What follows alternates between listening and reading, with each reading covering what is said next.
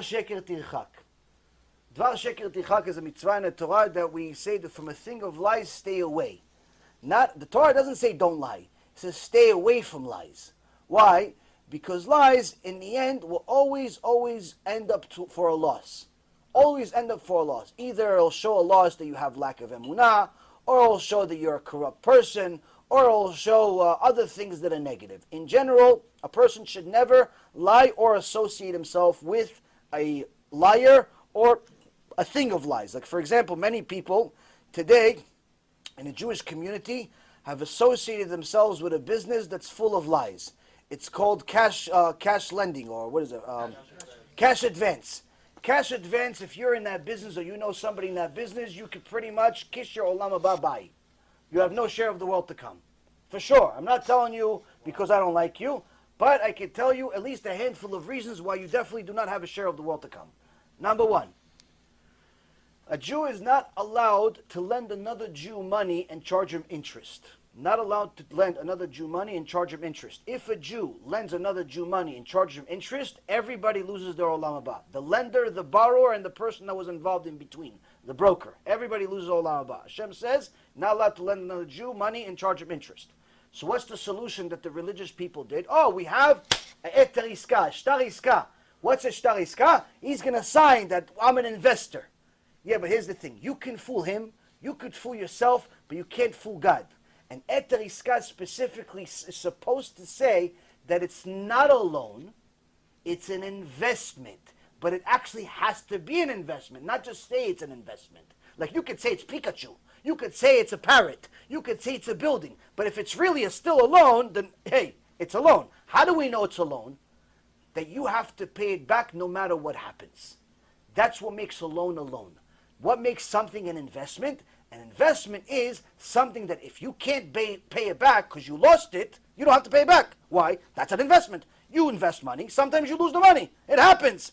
That's an investment. Once you have something says, whatever it says, but in reality it's a loan because you have to pay it back no matter what, your eter iska is toilet paper. Actually, it's worse toilet paper. At least toilet paper you can use it for stuff. This you can't use it for. So all of these eter iska, and I was in the business world for almost 20 years. I know a lot about this stuff. So it's not I don't have anything against these businesses. It's just a reality. Eter iska that people sign is complete garbage. That's number reason one. Second reason. Reason number three. In the last 6 years since I left the financial industry, the industry of lending found an old law that is literally something that can lead to the next Holocaust. Now you're going to call me extreme, you're going to call me crazy, but if you pay attention you'll see exactly why. There is an old law in America called a COJ, Confession of Judgment. Now this law is not a new law, but nobody actually used it. In 2014, only 12 filings of Confession of Judgment suits were filed. 12. Now there are literally thousands on a monthly basis. Why? Because the cash advance business decided they had unfortunately, a Jewish lawyer take advantage of his brain in a negative way and decided to add this COJ to the application. Why? Because the cash advance business is notorious for lending money to people that don't have money to pay back. That's why subprime mortgages failed eventually, because people bought houses they couldn't afford. So you lend money to people that can't pay it back, or they're just riskier loans. Why are they going to you? Because they can't get it from a bank. That's why they're coming to you. If they could get it from JP Morgan, they could get it from a real bank. Trust me, they're not coming to you. Why? Because the bank's interest is 5%. Your interest in the cash advance business could be as much as 400%. Only a moron will borrow money from such a person, or a desperate person. Moron or desperate, whichever one comes first. Sometimes both. Now, here's the kicker. This COJ is malach hamavet for lending. It's like the death penalty. Why? Because a person that borrows money, he signs an application. If things don't work out, I lose the money. I borrowed money from you, I lose the money. In a regular JP Morgan, Chase, Wells Fargo bank, I lose the money, I don't have it. They could sue me. We go to court. I could prove my case. They could prove their case. We have years to fight it. If I put collateral, I didn't put collateral. It could take a while. The cash advance business was notorious for losing a lot of money for years. Why? Because most of the borrowers not only were not able to pay it back, but they didn't have much collateral. And even if they had collateral, they would do different types of things to hide the collateral. They would sell it, they would put it to a different entity. Long story short, the borrowers would find a way not to pay back the lenders. So what did the lenders do? They decided to add the COJ. What does a COJ do? COJ is an application that says, I am guilty regardless of what you accuse me of. I already deny my own ability to even go to court. Which means, the minute that somebody is late, we're not even talking about defaults, the minute somebody is late on their payment, its payment is due on the 15th, he forgot to send a check. Forgot to send a check. It happens. You're human after all. Your alert didn't happen. Forgot. Within 48 hours,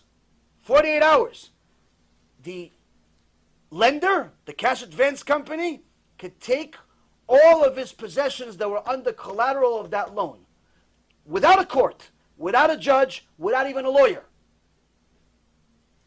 Nothing. They simply take everything without even providing the court a proof that he actually defaulted, or he's late, or even that this is even collateral. They could simply say whatever they want. And within 48 hours, they literally could take possession of his house, his business, his car, everything. Everything that was mentioned on the original agreement. Now, why is this horrible? Because, unfortunately, this leads to a lot of crime from greedy people. That, what do? They are not happy that their guy's paying them 300% interest. It's not enough for them. Just like Maram Masechet Sukkah says, you give somebody 100, he wants 200. You give him 200, he wants 400. They're not happy with the high interest. They want even more. What? They say, listen, what do you want? You want to borrow 50,000? No problem. Pay $500 a month? Okay, no problem. The guy pays 2, 3, 4, 5 months. They get bored. They say, listen, even though we're making good money out of this, we can make more. How? We'll pretend he defaulted. We'll We'll go to the court, say, he defaulted. Why? We don't have to prove anything. We have a COJ. He signed his death penalty. He signed his death penalty over here. We go to the court. The court goes to after the marshal agrees. We go to court 48 hours. All of the collateral is ours. And he cannot even fight it. Like, even if he goes to a lawyer, you know what the lawyer tells him? Can't help you. I cannot help you. Now, this leads to what's called gezel. Gezel is stealing. No person could ever Gan Eden if he has even $1 stolen. If he stole, even $1 that he stole in his life, cannot get it. He cannot go into Gan Eden. So you see, you have another reason of why COJ. Last reason I'm going to tell you. Who knows the first two laws that Hitler implemented? Hitler, Yimach Shemo v'Zichro, first two laws that Hitler implemented that not only put him in a different status than everybody else for the rest of history, but also made what's called until this day the biggest financial miracle in history. Who knows the first two laws? Before the Nuremberg laws. Before that, we're talking about years before it. Hitler first comes into power. What's the first two laws? Okay, I'll save you the time. Rule number 1. No more pornography. No more homosexuality. None of that garbage. Not allowed. Berlin, in the 30s, in the 20s, was the Sodom and Gomorrah of the day. They were the Las Vegas of the day. They were the Sodom and Gomorrah of the day. Homosexuality, pornography, all the bestiality, all the garbage of the world, that was the capital of the world. He outlawed it. You're no longer allowed, closed all the bars, all the gay clubs, all the production, which were all run by Jewish people, unfortunately. Second rule. What's the second rule? Second rule was, you're not allowed to charge interest. No more interest. Now you would think, why? What does he care about interest? Well, because all the people that had the money, that lent the money out, were Jews. He didn't like it. So he said no more interest. Why? Because of the high interest that the Jews charged people was so high, it ruined, it destroyed the economy in Germany. They destroyed, just like they destroyed Russia a few years before that through their communism over there. Jews destroyed Russia, not Goyim. Jews destroyed. Communism is by Jews. Don't let anybody confuse you. You look at history, Karl Marx, all the other Reshaim, they're all Jews. Wicked, but nonetheless Jews. They destroyed Russia, and he wrote in chapter 2 of Mein Kampf, they destroyed Russia, now they're destroying Germany, that's why I have to destroy them. Now, this doesn't make he's right. The point is, that's actually real, true history.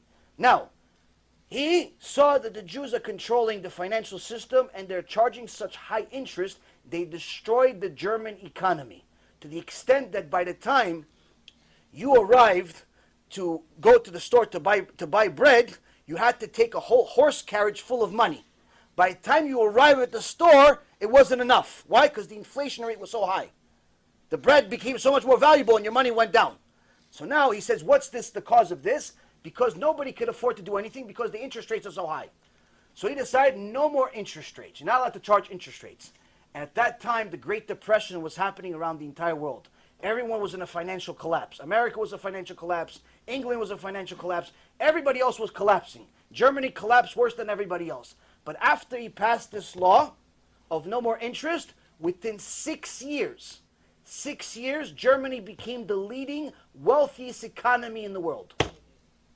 They called it a financial miracle. Why? They were the only ones that were bold enough to stop interest. This is one of the biggest reasons of why he hated Jews.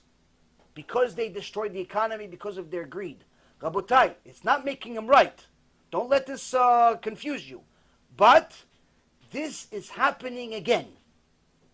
The cash advance business right now is destroying the economy in America. Why? Because all of the people that are defaulting, all of the people that are being stolen from, guess who they are? Small businesses. Small businesses are what build economies, not big businesses. Coca-Cola, Apple, Google, Amazon, all those big companies, they're good for business, but they're not the economy.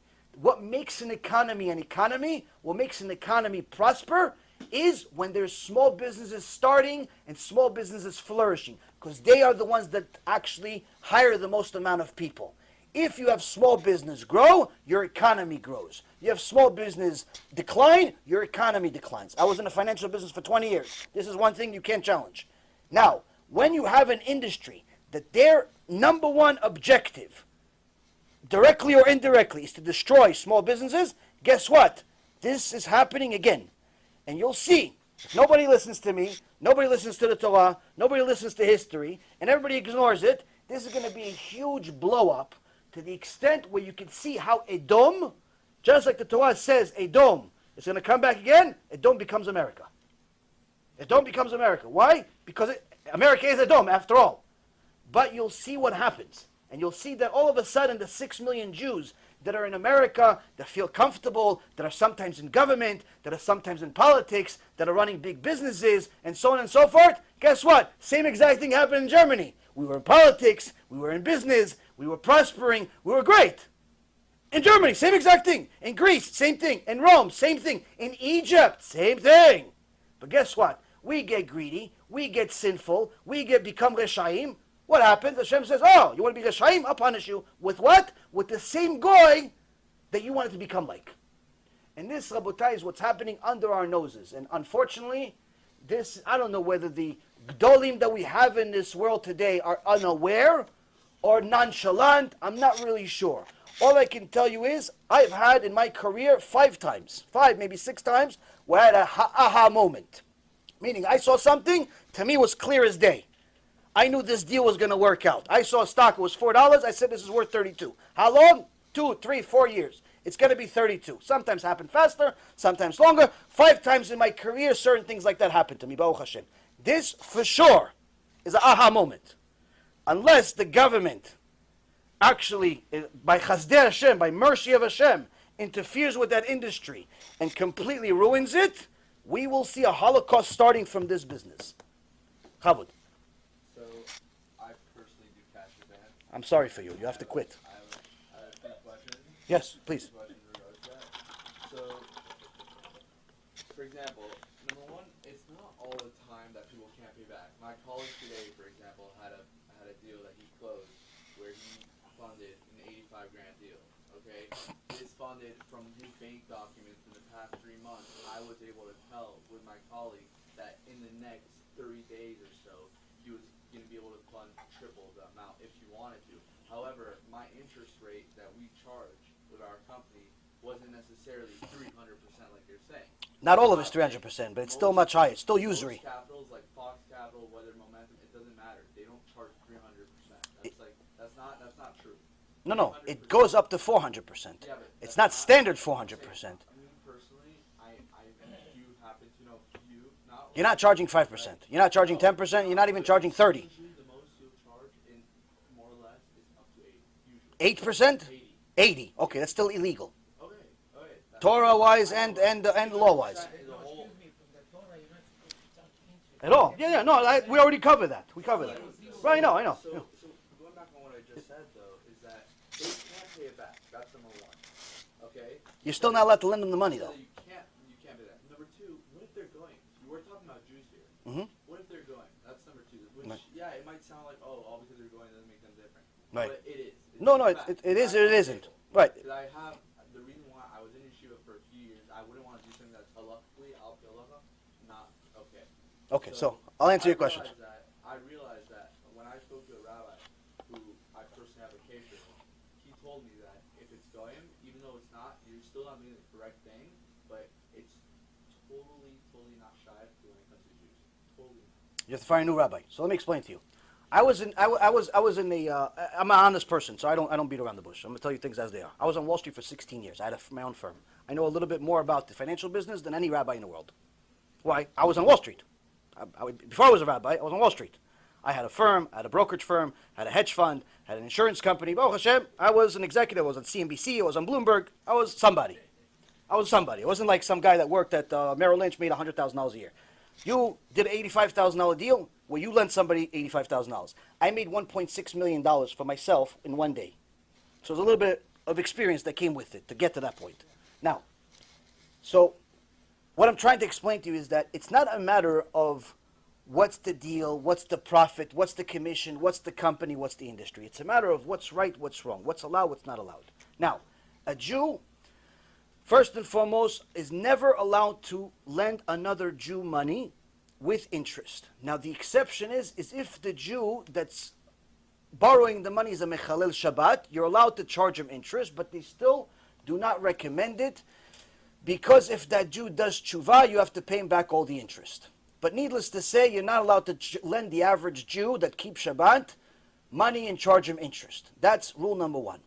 So that means that any Jew that you deal with, even if you don't know he's a Jew, which most likely you'll run into, because sometimes John Cohen is a Jew, John Cohen is not a Jew. So you're not really going to know. It's not on the application to say, Mr. John, are you a Jew or not? You're not allowed, because he'll put you in jail. So you don't know if he's a Jew or not. So that means that every day you have a 50-50 chance of losing Olam Haba. Every day. Who wants to be in such a business? That's number one. Number two, even if you only deal with goyim, you're still not allowed to do something called usury. Usury is overcharging and lending money in such a way, or doing business in such a way where it hurts the public. When you charge somebody an interest that is drastically above the norm being bank rates, regular bank rates, and what's legally allowed according to the law, when you charge them such an interest rate that it becomes very difficult, to the extent of almost impossible for the average person to pay it back, you are now in a business where you're taking advantage of people. If he can go to Wells Fargo and get the same loan for 8%, and you're charging him 80%, it doesn't matter that you're not 300%. Even if the average was 8 and you were 15, you are in a problem. Even if the average was 8 and you are 30, you are in a problem. It doesn't have to be 300. 300 just means you're just a psychopath. 80% is still highway robbery. 80% is still against halacha. Still not allowed to do it even for goyim. Why? Because it's usury. But even more so than anything else that I've just said, when this is eventually exposed to the public, it will lead every single member that works for these companies, even as a clerk, even not as a broker, a clerk, a secretary, a janitor, works for ABC Lending, that does cash advance when it's officially disclosed to the world, because Hashem is going to do that. Guess what? Chilul Hashem. And any single person that's involved in Chilul Hashem, the Reshit Chochmah says what the Gemara in Masechet Rosh Hashanah, page 17a says, he goes to Gehenom and he doesn't leave. ever, even after Mashiach. So why would anybody want to associate with even 1% of anything I just said? The lending, the taking advantage, the chilul Hashem, the usury, the unethical, even the rabbi that you said that, oh, you really shouldn't do it, but you can.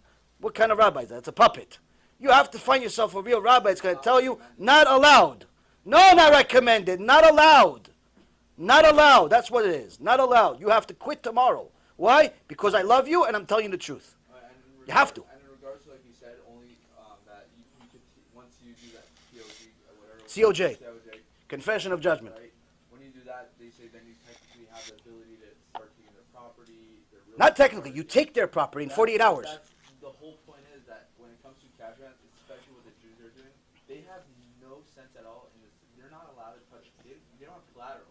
They just can't do it. Only the banks are able to do that. Wrong. COJ doesn't permit them to just take away You're the wrong. property. You're wrong. Before I say something, I research it.